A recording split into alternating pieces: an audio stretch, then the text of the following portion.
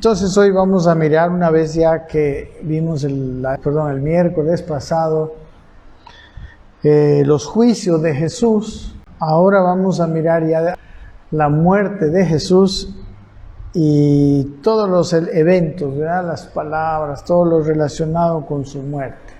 Entonces vamos a empezar a leer el capítulo 23 de Lucas, del versículo 26, y vamos a tratar de abarcar hasta el 49. Lo vamos a leer. Y llevándole, dice, tomaron acierto Simón de Cirene, que venía del campo, y le pusieron encima la cruz para que la llevase tras Jesús. Y le seguía gran multitud del pueblo y de mujeres que lloraban y hacían lamentación por él. Pero Jesús, vuelto hacia ellas, les dijo: hijas de Jerusalén, no lloréis por mí, sino llorad por vosotras mismas y por vuestros hijos. Porque he aquí vendrán días en que dirán: bienaventuradas las estériles y los vientres que no concibieron y los pechos que no criaron. Entonces comenzarán a decir a los montes: caed sobre nosotros, y a los collados: cubridnos. Porque si en el árbol verde hacen estas cosas, en el seco, ¿qué no se hará?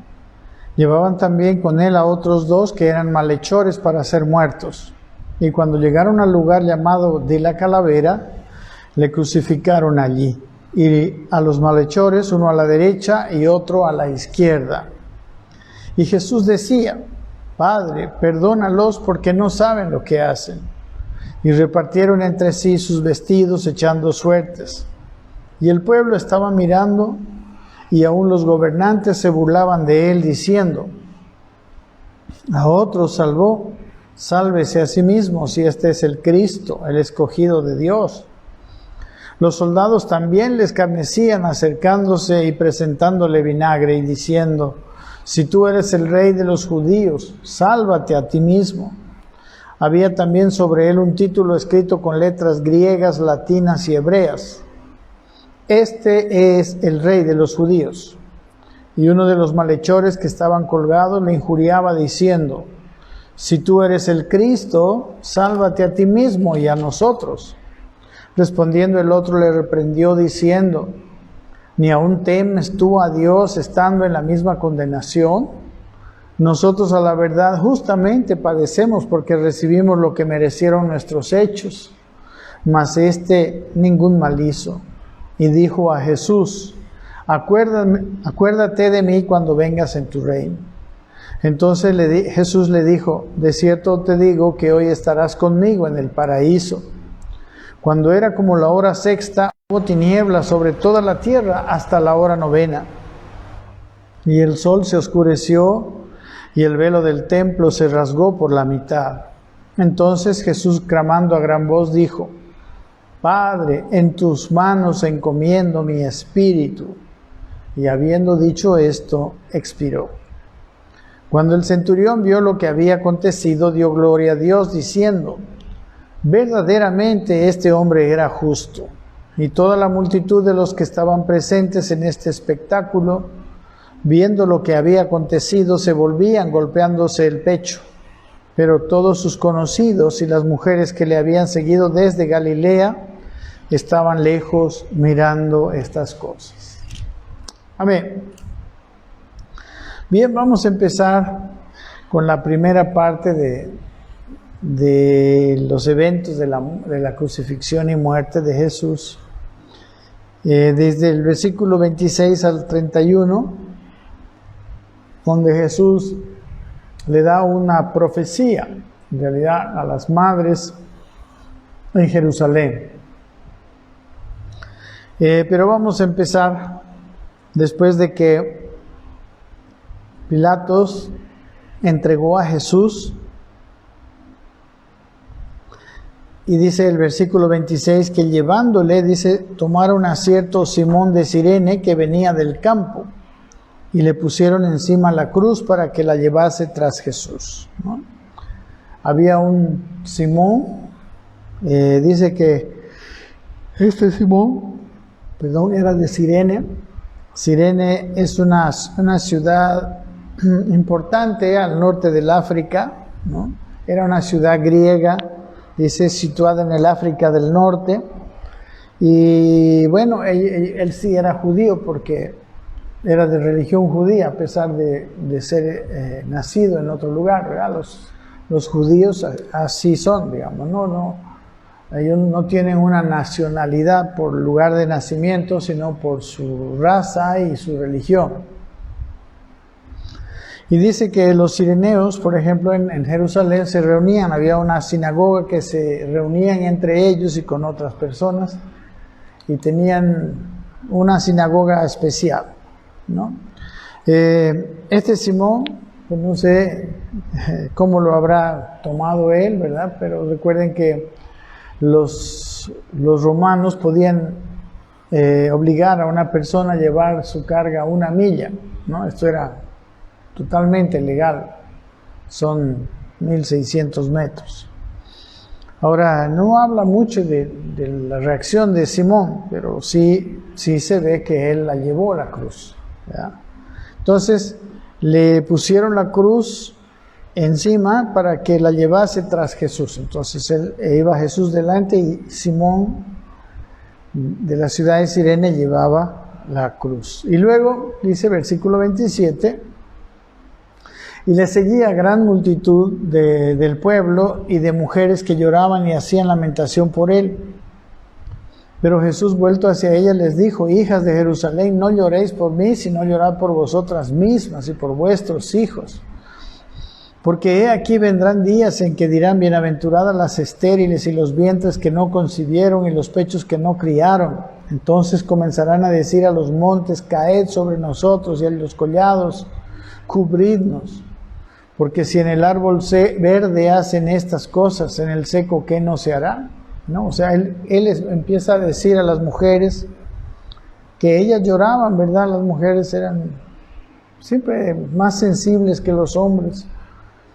Y no se sabe qué mujeres eran, ¿verdad? Al final están las mujeres, algunas mujeres que habían venido de Galilea, pero ellas están lejos. Quizás no son estas mujeres las que le seguían a Jesús, pero la palabra de Jesús, bueno, antes de eso, perdón, ¿por qué? Sí, aquí tengo anotado, ¿por qué le pusieron a Simón Cireneo la cruz? ¿No? Y bueno, la explicación más probable es que él estaba ya muy debilitado, ¿no? Por el castigo, por el desvelo. Recuerden, lo habían llevado la noche anterior al concilio, ¿no? Había estado toda la noche él en vela prácticamente, ¿no? Ahí. Luego habían ido donde Pilatos, él le había juzgado su inocencia, luego él mandó donde Herodes, y luego de Herodes volvió otra vez a Pilatos, y al final, entre toda la multitud, hicieron que Pilatos finalmente lo crucificara, ¿no? Entonces él estuvo desde la noche ahí, y bueno, y fue flagelado, ¿no? Por lo menos yo encontré en dos lugares él fue golpeado y todo, ¿no? Uno como en el concilio, ¿verdad? Que no relata aquí cuando estuvo en el concilio, no relata haber sido golpeado, pero en el Evangelio de Mateo, el capítulo 26, versículo 67, cuando estaba ante el concilio, dice el versículo 65, entonces el sumo sacerdote rasgó sus vestiduras diciendo: ha blasfemado, ¿qué más necesitamos? ¿Qué más necesidad tenemos de testigos? He aquí ahora mismo habéis oído su blasfemia. ¿Y qué os parece? Respondiendo ellos dijeron: es reo de muerte. Entonces, dice, le escupieron en el rostro y le dieron de puñetazos, y otros le abofeteaban, diciendo: profetízanos, Cristo, ¿quién es el que te golpeó? ¿No? Ahí estaba la primera agresión, podemos decir, que tuvo Jesús. Y luego Pilato también mandó mandó azotarle. En el versículo 16, aquí en este mismo Lucas 23, Pilato les dice, o sea, después de decirle que él no había visto nada digno de muerte, les dice, le soltaré pues después de castigarle, ¿verdad? Entonces aquí se ve que es castigado, pero más específicamente en el capítulo 27 de Mateo, el versículo 26 por ahí, después de que Pilato soltó a Barrabás, dice el versículo 26, entonces le soltó a Barrabás, habiendo azotado a Jesús, le entregó para ser crucificado. Entonces los soldados del gobernador llevaron a Jesús al pretorio y reunieron alrededor de él a toda la compañía, ¿no? Bueno, no hay mucho detalle, pero la historia nos dice que los romanos eran bastante crueles para el azote, tenían sus látigos que desgarraban, etc. Los evangelios no abundan en estos detalles, pero simplemente de la historia es que tenemos, porque era muy sangriento el azotamiento que recibían, ¿no? Especialmente aquellos condenados a muerte. Bien, entonces, y luego dice que desde el versículo 17, la multitud de las mujeres lloraban, y luego él les dice, ustedes no lloren, les dice, por mí, sino lloren por ustedes mismas y por sus hijos, porque vendrán días, dice, en que dirán, bienaventuradas las estériles y los vientres que no concibieron. Entonces él dice que ellas mismas, ¿no? Iban a sufrir, quizás así como él, ¿verdad? Por eso él, y quizás pues él por lo menos sufrió fortalecido con la oración, y también por una causa, ¿no? Que lo llevaba, pero ellas iban a sufrir el sitio de Jerusalén, la destrucción del templo, ¿verdad? Entonces aquí, como dice en varios lugares, ¿verdad? Jesús habló de la destrucción del templo en el capítulo 21, versículo 30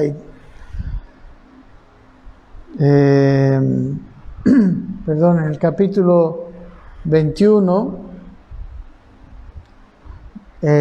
13, miren, hay varios lugares. Aquí en Lucas capítulo 13, versículo 34, dice, Jesús también aquí hace una lamentación. En otro lugar dice que hasta lloró.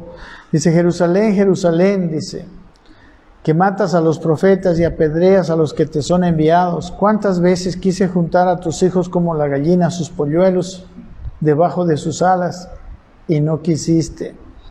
Y aquí vuestra casa os es dejada desierta, y os digo que no me veréis hasta que lleve el tiempo en que digáis, bendito el que viene en nombre del Señor, ¿no? Aquí hay una primera vez que dice. Luego en el capítulo 21 de Lucas mismo, estoy tratando siempre de referirme a Lucas en todo lo que se pueda. En el versículo 6 les dice, ¿no? En el versículo 5, a unos que hablaban de que el templo estaba adornado de hermosas piedras y ofrendas votivas, dijo, en cuanto a estas cosas que veis, días vendrán en que no quedará piedra sobre piedra que no sea destruida. El versículo 12 dice, pero antes de todas estas cosas os echarán mano y os perseguirán y os entregarán en las sinagogas y en las cárceles, y seréis llevados ante reyes y gobernadores por causa de mi nombre. Aquí más bien está hablando no del sufrimiento de los que iban a sufrir el sitio de Jerusalén, sino de los cristianos que iban a sufrir previamente, ¿no? Y más bien aquí en este pasaje les dice que ellos tendrían, les da instrucciones y les muestra más o menos el tiempo para que ellos puedan huir, precisamente antes de que Jerusalén haya sido rodeada y ya nadie más pueda haber salido, ¿verdad? Y la verdad que aquí dice que acerca de la persecución, ¿no? Hay muchos eventos. Podemos ver, por ejemplo, en Hechos capítulo, después de la predicación, después de Pentecostés, por ejemplo, en el capítulo 4, versículo 3, dice que a Pedro,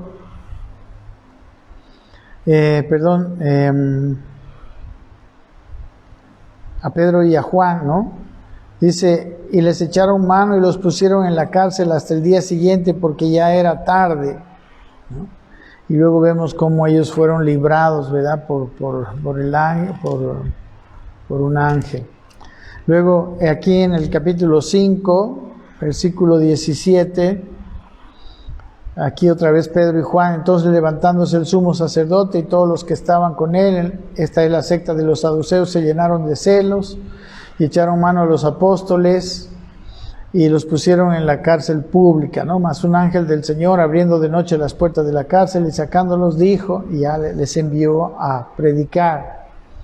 En el versículo 40 dice que después de volverlos a hablar, ¿no? Y que habló Nicodemo, si no fue Nicodemo, ¿no? Gamaliel, diciéndole que no los torturen, que este movimiento se iba a destruir. Al final, en el capítulo 40, el versículo 40 del capítulo 5, dice, convinieron con él y llamando a los apóstoles, después de azotarlos, les intimaron a que no hablasen el nombre de Jesús, ¿no? Y luego vemos incluso más persecución en el capítulo 7, en el versículo 59, etc., ¿no? El 7 está la muerte de Esteban. En el versículo 59 vemos cómo apedreaban a Esteban, dice, mientras él invocaba y decía, Señor, recibe mi espíritu. Y en el capítulo 8, versículo 1, dice, y Saulo consentía en su muerte. En aquel día hubo una gran persecución contra la iglesia que estaba en Jerusalén, y todos fueron esparcidos por las tierras de Judea y de Samaria, salvo los apóstoles. Aquí estamos hablando del cumplimiento de las palabras de Jesús, aquí, ¿no? En el capítulo 21, ¿no? En el versículo 3, el versículo 13, dice, y esto será ocasión para dar testimonio, ¿verdad? En realidad esta persecución no era para quedarse a sufrir el castigo que iría a venir en el año 70, sino esa persecución les llevaría al final a dar testimonio de Cristo, ¿verdad? Y verdaderamente, si ustedes ven en todas las veces que hemos visto la persecución, ellos están dando testimonio, es una ocasión para dar testimonio. Hay muchas veces que en momentos así difíciles tenemos grandes ocasiones, ¿no? Para dar testimonio, ¿no? En el versículo 21 dice, ¿no? Entonces, pero en el capítulo 21, versículo 21, ahora, después de toda esa persecución y testimonio, miren cómo Dios quiere seguir dando testimonio hasta lo último, ¿verdad? Hasta lo último, para que no se queden a sufrir el juicio que ya estaba decretado sobre la religión, sobre Jerusalén y el templo. Y dice en el versículo 21, entonces los que estén en Judea huyan a los montes, y los que estén en medio de ella váyanse, y los que estén en ella, en los campos, no entren en ella. Ahora iban a estar rodeados, los ejércitos de los romanos iban a estar, y como vamos a ver, no sé, leyendo en la historia, hubo bruscamente un momento donde los ejércitos se retiraron y los cristianos aprovecharon para irse. Vamos a leer un poquito de la historia en un ratito más. Bueno, ¿no? Aquí también en 19 de Lucas, versículo 41, dice que Jesús, cuando llegó cerca de la ciudad, al verla, lloró sobre ella, diciendo,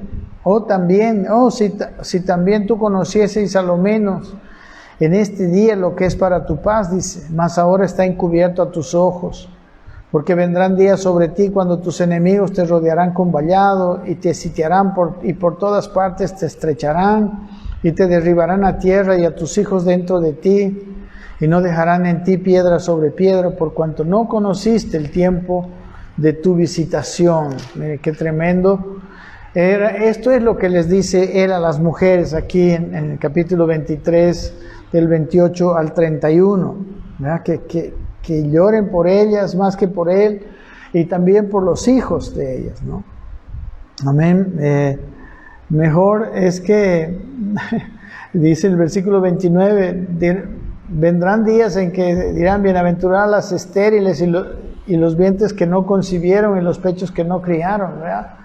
Porque precisamente son los hijos, ¿no?, que 40 años más tarde habrían de sufrir el sitio de Jerusalén, ¿no? Como hemos leído en varios lugares, en el capítulo 21, por ejemplo, el versículo 23, también les dice, ay de las que estén encintas y de las que críen en aquellos días, porque habrá gran calamidad en la tierra e ira sobre este pueblo, ¿no? Ahí estaba más bien hablando de las que estarían encintas en el tiempo de la huida, porque iba a ser más difícil.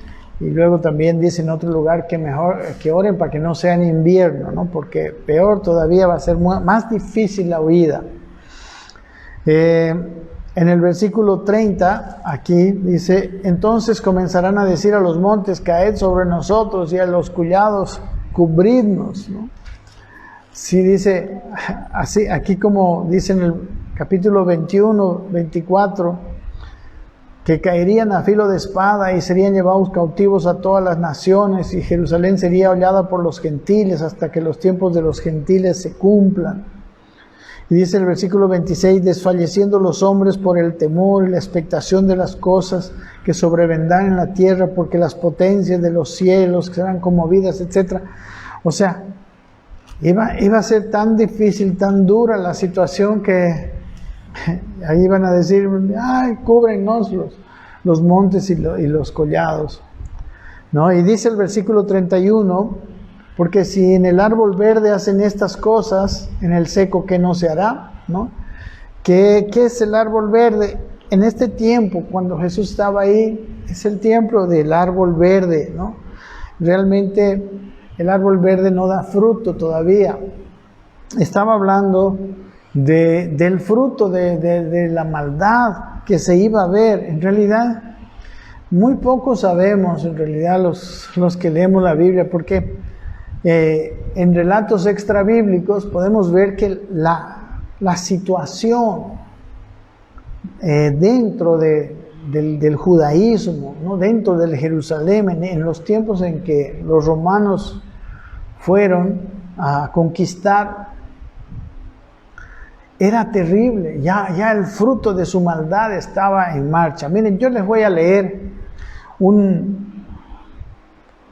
unos relatos, ¿no?, que vienen de muchos de ellos, de los Suetonio, de Josefo, Flavio Josefo, historiadores romanos, que tienen las historias, ¿verdad?, de la situación de aquel tiempo, ¿no? Ellos son historiadores, no son bíblicos ellos, pero nos muestran lo que estaba pasando. Y yo voy a empezar leyendo desde unos versículos antes. En aquel tiempo estaba Nerón, ¿no? Y antes de la caída de Jerusalén parece que Nerón muere. Pero ya estamos cerca del año en esta lectura. Dice, Nerón, habiendo sido informado de la derrota de Cestius, inmediatamente nombró a Vespasiano, ¿no?, que era el que fue y rodeó. Dice, un hombre de probada valentía para liderar la guerra contra los judíos. Asistido por su hijo Tito, el que después iba realmente a tomar, dice, pronto reunió en Tolemaida un ejército de 60,000 hombres. Desde allí, en la primavera del año de 67 después de Cristo, marchó a Judea, en todas partes, causando devastación y destrucción. Dice, los soldados romanos no perdonaban ni a los infantes ni a los ancianos. Por 15 meses Vespasiano continuó con esta sanguinaria carrera, durante la cual redujo a los pueblos fuertes de Galilea y a los principales de Judea, aniquilando, dice, al menos a 150,000 de sus habitantes. Entre las terribles calamidades que les ocurrieron a los judíos en este tiempo, las de la reconstruida Jope merece particular alusión. Dice, sus frecuentes piraterías habían provocado la venganza de Vespasiano. Los judíos en Jope, recuerden, era un pueblo al norte, era un puerto, ¿no? Dice, los judíos huyeron ante su ejército hacia los barcos, pero inmediatamente se levantó una tempestad que persiguió a los que se habían hecho a la mar, volcándolos. El resto fueron estrellados nave contra nave y contra las rocas de la manera más horrenda, dice, ¿no? Y así muchos se ahogaron, otros fueron aplastados por los barcos, otros se suicidaron, y aquellos que alcanzaron la costa fueron asesinados por los despiadados romanos. El mar en una amplia extensión fue manchado con sangre. 4.200 cuerpos cubrieron la costa y terrible de relatar, ni un solo individuo sobrevivió para informar de esta calamidad en Jerusalén. Tales eventos fueron predichos por nuestro Señor cuando dijo: las naciones estarán angustiadas y perplejas por el bramido y la agitación del mar. Lucas 21:25.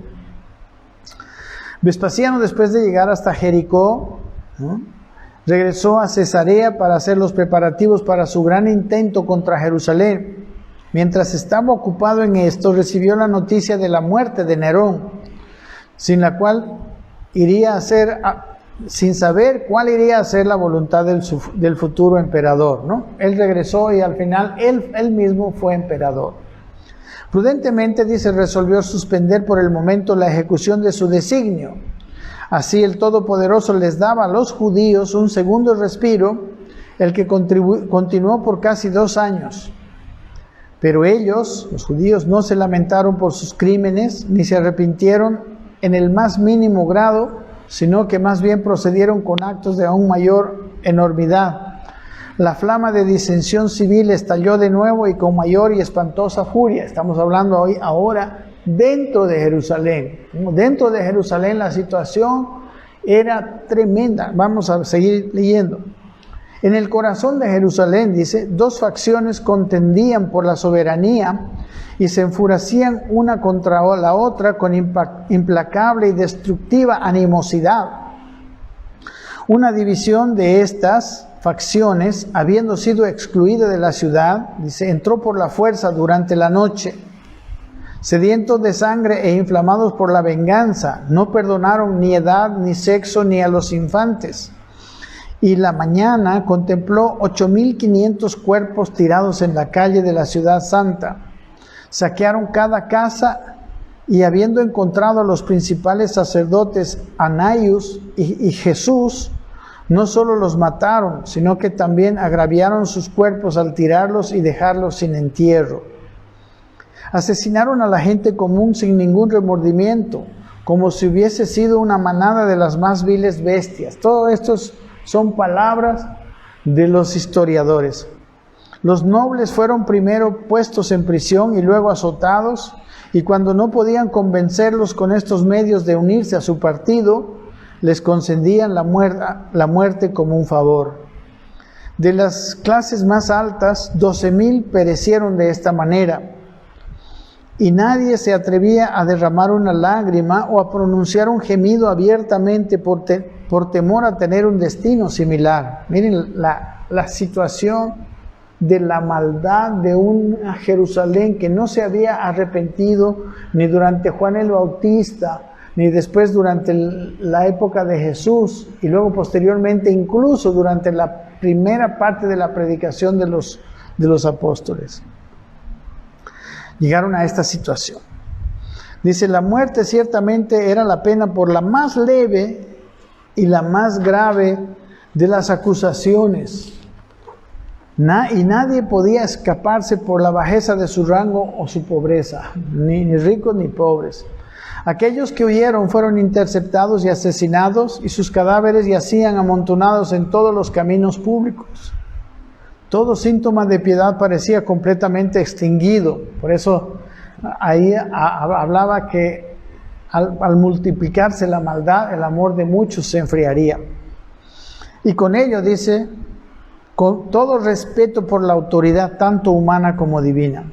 Mientras Jerusalén era una presa de estas facciones ferozas y devoradoras, Cada parte de Judea, ¿no? Judea era la provincia donde estaba Jerusalén, era azotada y dejada en ruinas a manos de bandas de ladrones y asesinos que saqueaban las ciudades. En caso de que los habitantes opusieran resistencia, les asesinaban sin perdonar ni a mujeres ni a niños. Simón, el hijo de Giras, el comandante de una de estas bandas de 40,000 hombres, con algo de dificultad entró a Jerusalén y formó una tercera facción. Recuerden que habían 2 facciones que estaban luchando. Dice así, la llamada de la discordia civil resplandeció otra vez con aún más destructiva furia. Las 3 facciones, frenéticas a causa de la borrachera, rabia y desesperación, pisaban sobre montones de gente asesinada y peleaban entre ellas con salvaje y brutal locura. Incluso aquellos que traían sacrificios al templo eran asesinados. Los cuerpos muertos de los sacerdotes y adoradores, tanto nativos como extranjeros, eran apilados juntos y un lago de sangre se estancaba en los sagrados patios. Juan Leví de Gishala, que era el cabecilla de una de estas facciones, incendió bodegas llenas de provisiones. Y Simón, su gran antagonista, que era cabecilla de otra de ellas, pronto siguió su ejemplo. Así cortaron los mismos tendones de su propia fuerza. ¿Verdad? Se iban a quedar sin alimentos para cuando dentro de unos poco tiempo los romanos estarían rodeando la ciudad. En esta crítica y alarmante coyuntura, dice, llegaron reportes de que el ejército romano se estaba aproximando a la ciudad. Los judíos quedaron petrificados de sorpresa y temor. No había tiempo para hacer consejo, no había esperanza de pacificación, ni ningún medio para escapar. Todo era caos y perplejidad. No se oía nada sino el confuso ruido del guerrero. No se veía nada sino las vestimentas revolcadas en sangre. No se esperaba nada de los romanos sino una venganza ejemplar. Un incesante llanto de combatientes se podía oír día y noche, y sin embargo los lamentos de los dolientes era aún más espantoso. La consternación y terror que prevalecían indujeron a muchos de los habitantes a desear que un enemigo extranjero viniera y los liberara. Tal era la horrible condición del lugar cuando Tito y su ejército se presentaron y acamparon ante Jerusalén. Pero dice, Tito no venía a liberarlos de sus miserias, sino a cumplir la predicción y justificar la benevolencia advertida de nuestro Señor. Así que cuando vean, dice, en el lugar santo el horrible sacrilegio de que habló el profeta Daniel y a Jerusalén rodeada de ejércitos, entonces los que estén en Jerusalén salgan de ella y los que estén en el campo no entren a la ciudad. Esto les dijo a los cristianos, recuerden, ¿no? a sus discípulos en Lucas capítulo 21, Mateo 24. Dice, este será el tiempo del juicio cuando se cumplirá todo lo que está escrito. Estos ejércitos no titubeamos en afirmar, dice, eran aquellos de los romanos que ahora llenaban la ciudad. Desde los tiempos de la cautividad en Babilonia, la idolatría era abominable para los judíos.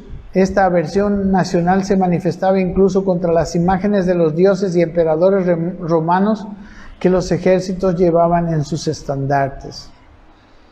Vemos esto en un anterior tiempo de paz, etc.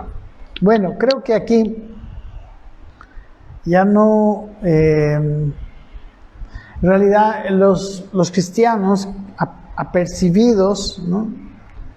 Dice esta historia, que pues es larguísima, ¿verdad? Pero dice esta historia que se retiraron, ¿no? Aprovechando una coyuntura, ellos escaparon tanto digamos, del caos interno que había en la ciudad, como de los ejércitos romanos que la estaban rodeando y que después la destruirían, ¿verdad? Que el sitio de Jerusalén fue terrible.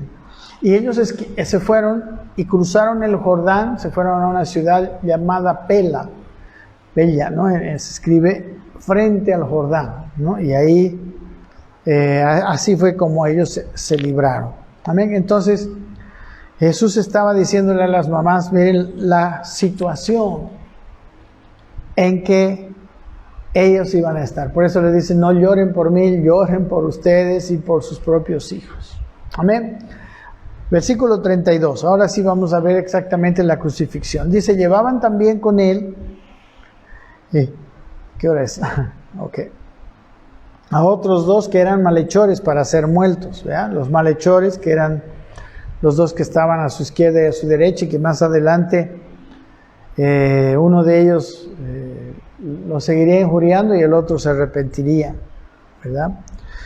Dice el versículo 33, aquí ya dice, cuando llegaron al lugar llamado de la Calavera, ¿no? Ahí el monte frente a Jerusalén, le crucificaron allí y a los malhechores, uno a la derecha y otro a la izquierda.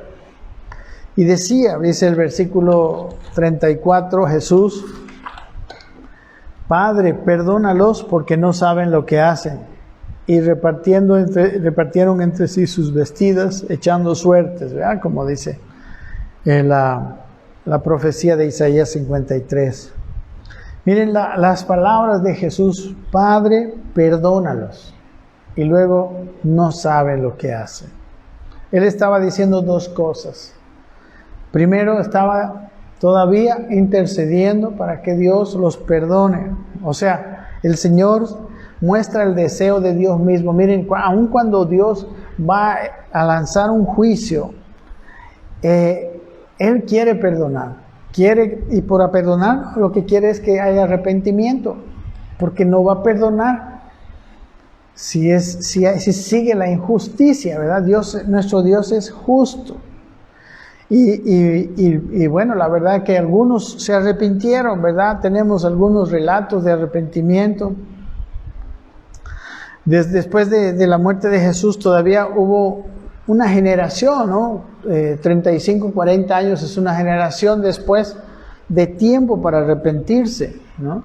Miren, esto mismo en Hechos en el capítulo 2, ¿no? Después de Pentecostés, en la primera predicación de Pedro, ¿no? Vamos a leer del versículo 36, 2:36. Cuando está predicando ya Pedro, después de que en Pentecostés, recuerden el viento recio, y luego ellos empezaron a hablar en otras lenguas, la gente se juntó y decían que estaban borrachos, etc. Y ahí empieza a predicar Pedro. En medio de la predicación llegamos al versículo 36 y les dice, sepa pues ciertísimamente toda la casa de Israel, que a este Jesús a quien vosotros crucificasteis, Dios le ha hecho Señor y Cristo, ¿no? Casi ahí termina su predicación y dice, al oír esto, se compungieron de corazón y dijeron a Pedro y a los otros apóstoles, varones hermanos, ¿qué haremos? Pedro les dijo, arrepentíos y bautícese cada uno de vosotros en el nombre de Jesucristo para perdón de los pecados y recibiréis el don del Espíritu Santo, porque para vosotros es la promesa. Bueno, el versículo 41 dice, así que los que recibieron su palabra fueron bautizados y se añadieron aquel día como 3,000 personas, ¿no? El perdónales porque no saben lo que hacen. Aquí también hay, ¿no? 3,000 personas que se arrepienten, ¿no? Y se añaden a la iglesia. Y la otra parte, ¿no? No saben lo que hacen, ¿no? Ustedes ya hemos visto en esta lectura que hemos visto, realmente no vislumbraban lo que ocurriría, ¿verdad? Y como lo vemos, ni siquiera solamente en el año 70, en el tiempo, cuando después, o sea, no hemos leído nada.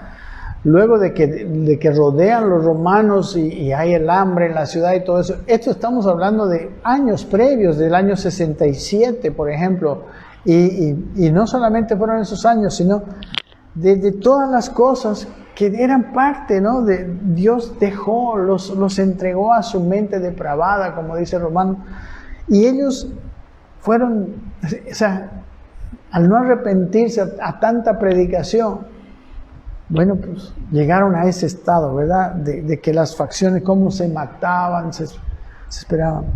Hermanos, ¿saben qué? También otra cosa que me hace ver esto es que a veces pensamos que las acciones contra los inocentes a nadie le importa, ¿no?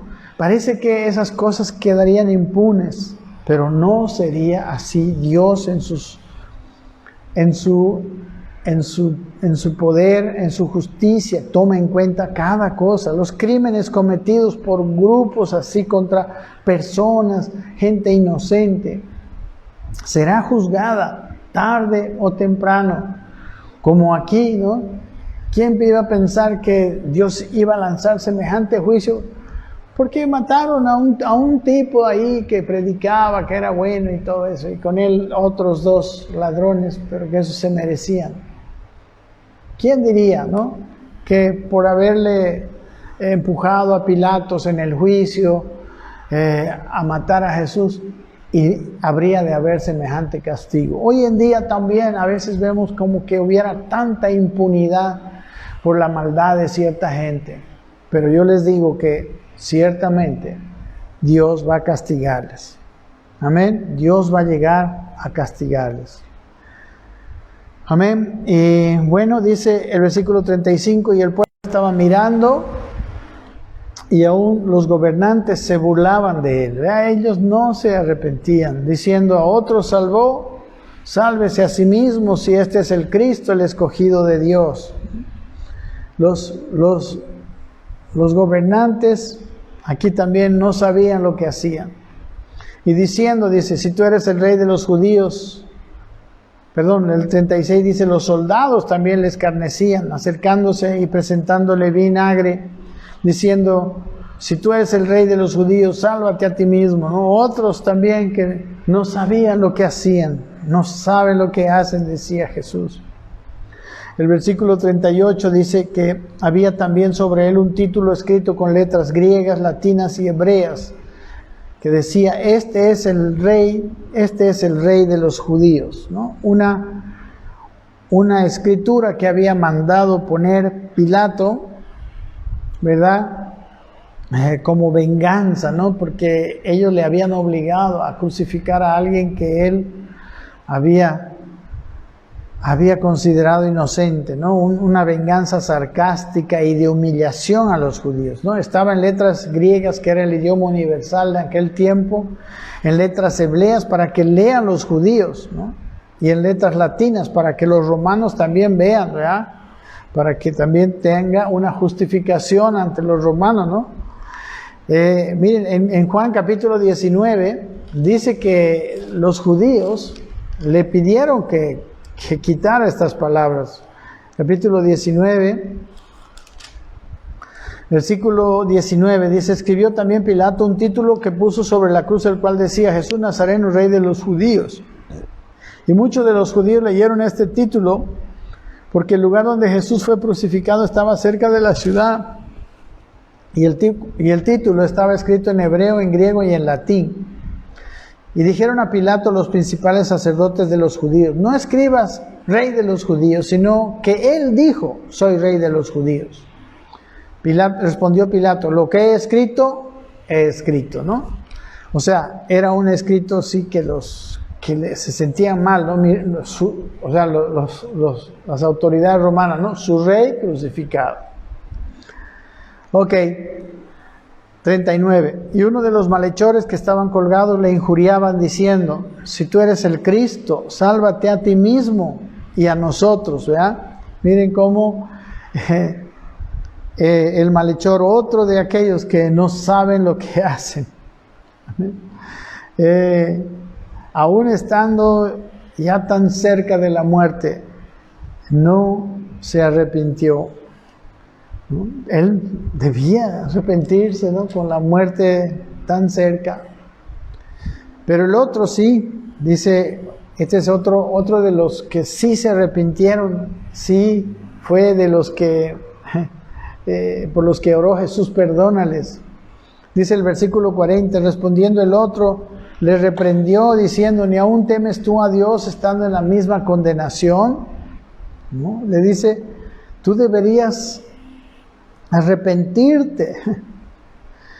Pero este otro, primero, miren, recuerden que primero aquí está mostrando su reconocimiento, ¿no?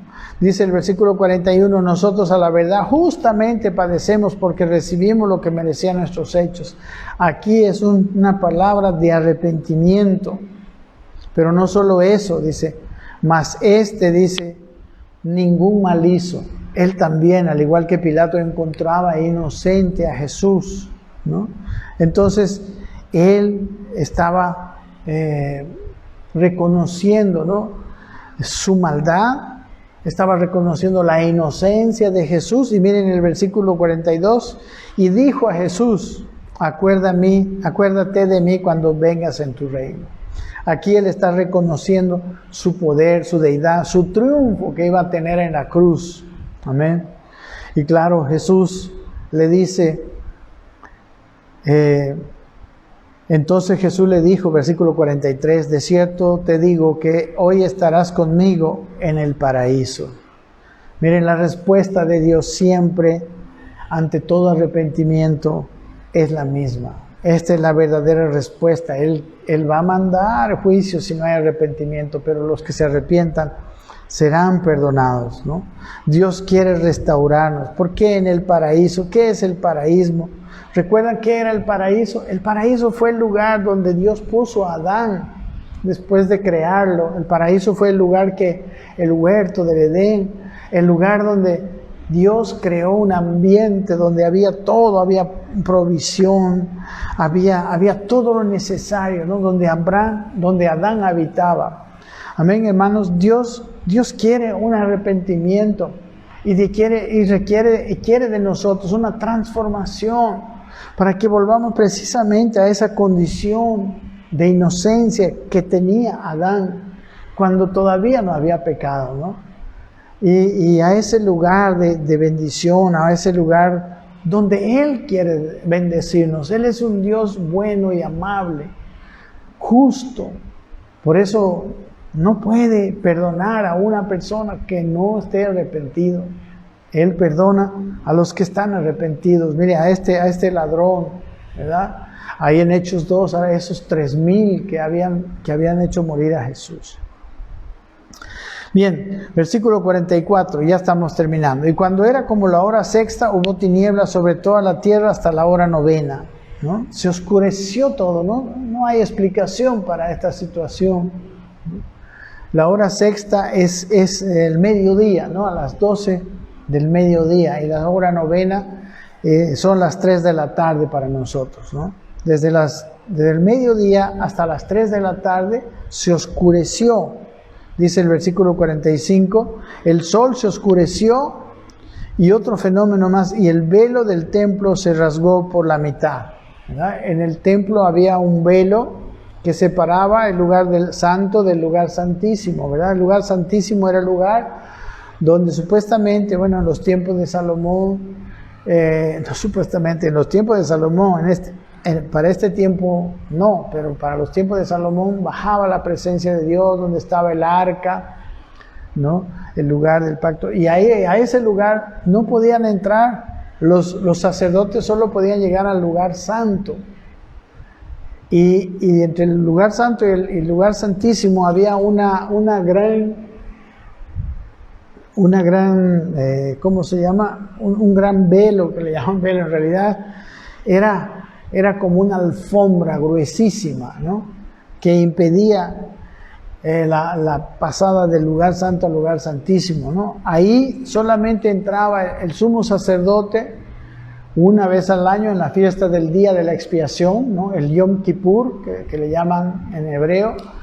Él una vez al año entraba para expiar los pecados del pueblo, pero el pueblo, ni siquiera los sacerdotes podían pasar ese velo.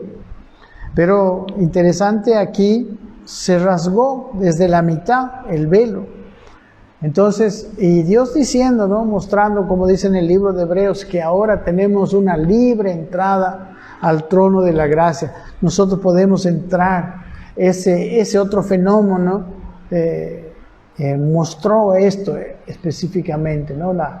Digamos que después de la muerte de Jesús y el haber pagado por nuestros pecados, ¿no? Estando en una condición de gracia, podríamos nosotros tener una oración libre al Señor. Recuerden, en el Antiguo Testamento, para ir a la presencia de Dios, tenían que llevar su sacrificio, y el sacrificio, el corderito era sacrificado, ¿no? Como dando su vida por el pecado del que se iba a acercar a Dios, para que este que se iba a acercar a Dios, en vez de que a él le venga el juicio, le toque al corderito que llevó. Recuerden que todo esto era una figura desde los tiempos antiguos de la crucifixión de Cristo. Y ahora el Cordero de Dios que quita el pecado del mundo ya fue sacrificado, ¿verdad? En la cruz. Dice en el versículo 46, entonces Jesús, clamando a gran voz, dijo: Padre, en tus manos encomiendo mi espíritu. Y habiendo dicho, expiró, ¿no? Ahí murió, ¿no? Y dice el versículo 47, cuando el centurión vio lo que había acontecido, dio gloria a Dios diciendo: verdaderamente ese hombre era justo, ¿no? Este es el segundo que dio gloria a Dios, que fue la respuesta de Dios a la palabra de Jesús: perdónalos porque no saben lo que hacen. Se dio cuenta, ¿no?, que Jesús era justo. El versículo 48, y toda la multitud y los que estaban presentes en este espectáculo, viendo lo que había acontecido, se volvían golpeándose el techo. Estos también, hermanos, parece que se arrepintieron, parece que se dieron cuenta del pecado y de la maldad que habían hecho con Jesús. Amén. Este es el tercero de aquellos arrepentidos. Y terminamos con el versículo 49. Dice: pero todos sus conocidos y las mujeres que le habían seguido desde Galilea estaban lejos mirando estas cosas. Amén. Ellos, esas mujeres, quizás no recordaban las palabras de Jesús, ¿no? Capítulo 19, versículo 31, ¿no? Cuando Él les dijo, bueno, eso, aunque Él les dijo a los 12, pero quizás ellas lo sabían, ¿no? Tomando a los 12 les dijo: he aquí subimos a Jerusalén, y se cumplirán todas las cosas escritas por los profetas acerca del Hijo del Hombre, pues será entregado a los gentiles, y será escarnecido y afrentado y escupido. Miren, todo se cumplió. Y después que le hayan azotado, le matarán, mas al tercer día resucitará, ¿no? Pero ellos nada comprendieron de estas cosas, y esta palabra les era encubierta, y no entendían lo que se les decía, lo que Jesús decía, ¿no? Aquí desde lejos quizás estaban recordando: esto era lo que el Señor nos decía cuando estaba con nosotros. Bueno, gracias. Espero haber aportado a su conocimiento bíblico, y también haber visto, conocido un poco más a Dios, que Dios es justo, que Dios por su justicia debe castigar, ¿no?, la maldad. Miren la maldad que hicieron incluso con su Hijo, y que hicieron con los profetas, etc. Pero cuando la gente se arrepiente, por eso murió Jesús, Dios anhela perdonar. Si no hubiera muerto Jesús, Dios, digamos, estaría en paz después de que ellos hayan cumplido el castigo, ¿verdad? Es como cuando una persona acusada entra a la cárcel, cumple su sentencia y ya recién está en paz con la justicia. Pero la sentencia aquí, o sea, para nosotros es más fácil, porque la sentencia aquí ya la cumplió Jesús. Entonces, si nosotros nos arrepentimos, realmente estamos libres del juicio que el justo Dios le va a dar a las personas. Ahora hay gente que, encubiertos en el grupo, en el tumulto, o encubiertos en la noche, no vistos por nadie, están haciendo maldad. A muchos o a pocos están lanzando mentira, están haciendo tantas cosas en todo el mundo. Pues sepan que Dios enviará juicio, porque Dios es un Dios justo. Pero los que se arrepientan podrán librarse de este juicio. ¿Ven? Como pasó con con este ladrón, que ese mismo día estaría con Jesús en el paraíso, como pasó con los 3,000 que se convirtieron después de Pentecostés, como pasó con el centurión aquí, pasó como lo que pasó con la multitud que empezó a golpearse su pecho, que se dieron cuenta de la maldad que fue la crucifixión de Jesús. Amén. Si en algo estamos nosotros haciendo mal, el tiempo del arrepentimiento está todavía, ¿no?, antes de que llegue el juicio. Un abrazo, mis queridos hermanos. En la próxima clase vamos a ver la sepultura, la resurrección. Y ya estamos por terminar el libro, todo el Evangelio según San Lucas. Un abrazo para ustedes, que Dios me los bendiga.